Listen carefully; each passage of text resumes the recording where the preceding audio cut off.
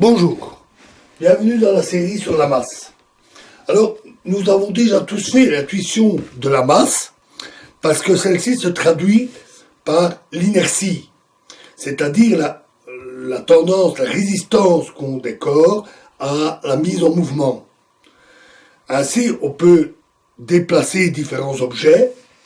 Pour certains, c'est facile, comme la chaise ici qui est à côté de moi, est facile à déplacer.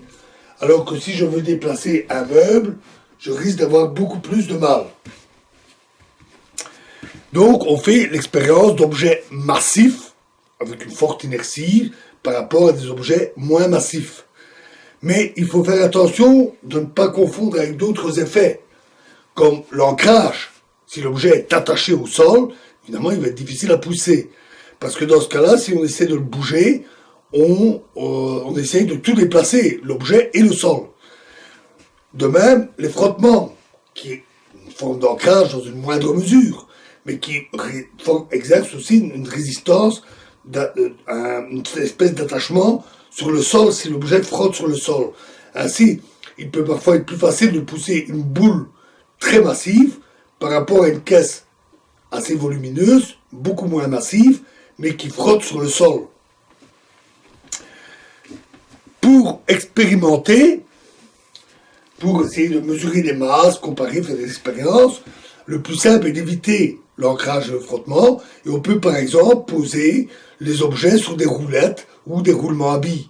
À ce moment-là, ils roulent très facilement et on peut juste mesurer l'effet de leur inertie. On a également une certaine notion intuitive de la force. C'est l'effort que nous devons exercer pour déplacer un objet.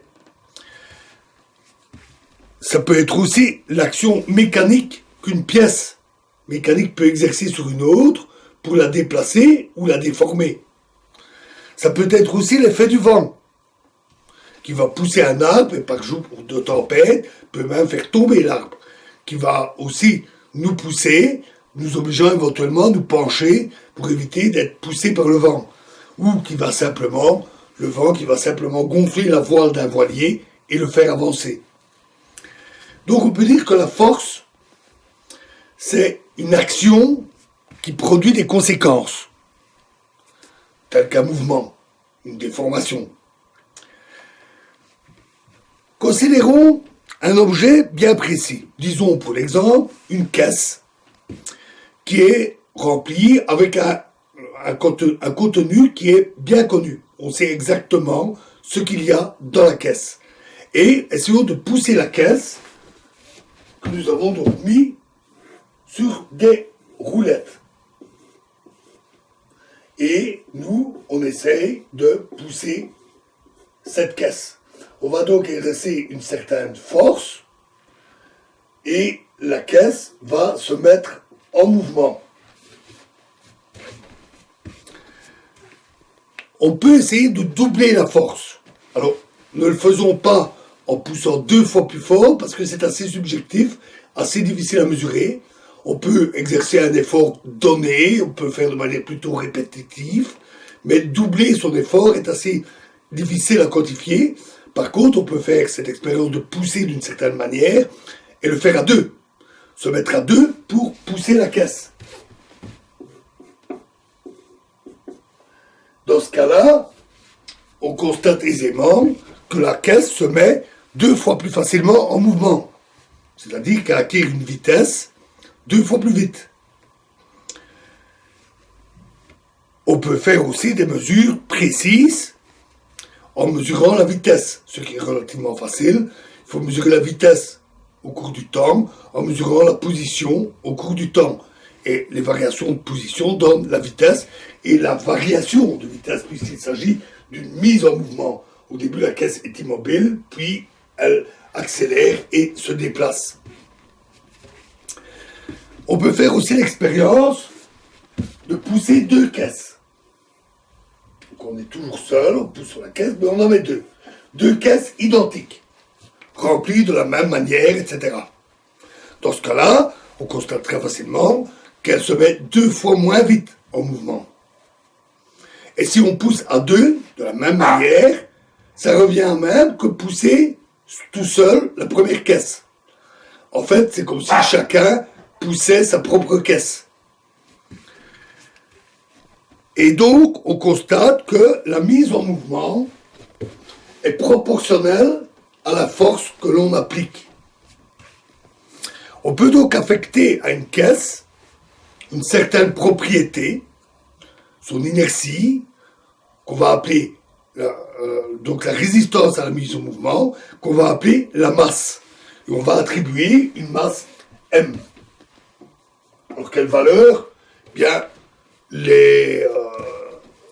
pendant longtemps, on a choisi un objet en masse, une masse en platine, qui est déposée au bureau des poids et mesures, et on a décrété, celui-là, il a une masse de 1 kg, par convention, pour servir d'étalon de mesure, qui permet alors de créer d'autres étalons, des poids, qui vont permettre de mesurer les masses d'autres objets. Maintenant, on a un nouveau système, une nouvelle règle qui utilise la balance de Watt et qui permet de définir autrement la masse que par un objet. Et donc, si on a deux caisses, la masse sera simplement 2m, deux caisses identiques. Et ainsi, de proche en proche, par comparaison, on peut attribuer des masses à tous les objets, une valeur numérique, quantitative, quantifiée à chaque objet.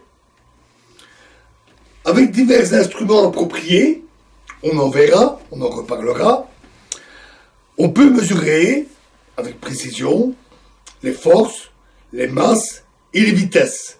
Et on peut aussi mesurer la variation de la vitesse.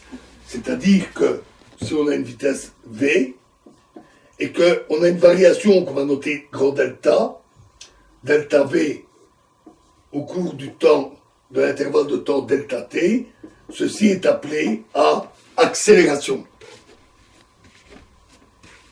Quelque chose qu'on connaît bien quand on roule en automobile et qu'on accélère, on sent l'effet pressé sur le siège avec la voiture qui prend de la vitesse. Si on compare ces différentes grandeurs, on trouve une loi assez simple. Cette loi a été découverte au départ par Sir Isaac Newton, qui a fait diverses expériences avec des chariots, sur des roulettes, donc sur des plans inclinés, toutes sortes d'expériences de ce genre, et il a trouvé ce qu'il a appelé le principe de la dynamique, à savoir que la force appliquée est égale à la masse fois l'accélération, exactement la force totale appliquée à l'objet, parce qu'il pourrait y avoir différentes forces qui s'appliquent sur l'objet. On prend la force totale qui est appliquée, et celle-ci est égale à la masse fois l'accélération.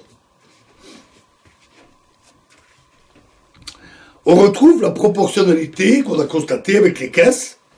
Si la force est 2 fois plus grande, l'accélération sera 2 fois plus grande. Et de même, si la masse, pour une même force, si la masse est 2 fois plus grande, l'accélération sera 2 fois plus faible. Notons, comme on peut le voir avec les caisses, que l'accélération, donc la mise en mouvement, est dans le même sens que la force. Si je pousse les caisses dans ce sens-là, elles vont partir dans ce sens-là. Si je les pousse sur le côté, sur le roulette, elles vont partir sur le côté. On utilise des grandeurs qui ont à la fois une certaine valeur et une direction. Et on les note avec une petite flèche au-dessus, pour dire c'est une grandeur plus une direction. Par exemple, la force a une certaine grandeur, l'intensité de la force qu'on applique, et une certaine direction donnée par la flèche. Une telle grandeur s'appelle un vecteur. C'est le terme utilisé en mathématiques et en physique. Et donc, on a F avec direction égale MA avec direction. C'est la relation exacte trouvée par Newton. Voilà pour cette notion de masse, d'inertie, cette notion intuitive, sa quantification, et la loi qui relie force, masse et mise en mouvement. Et dans la prochaine vidéo, nous verrons la notion de masse pesante, de poids et de gravité. Je vous remercie.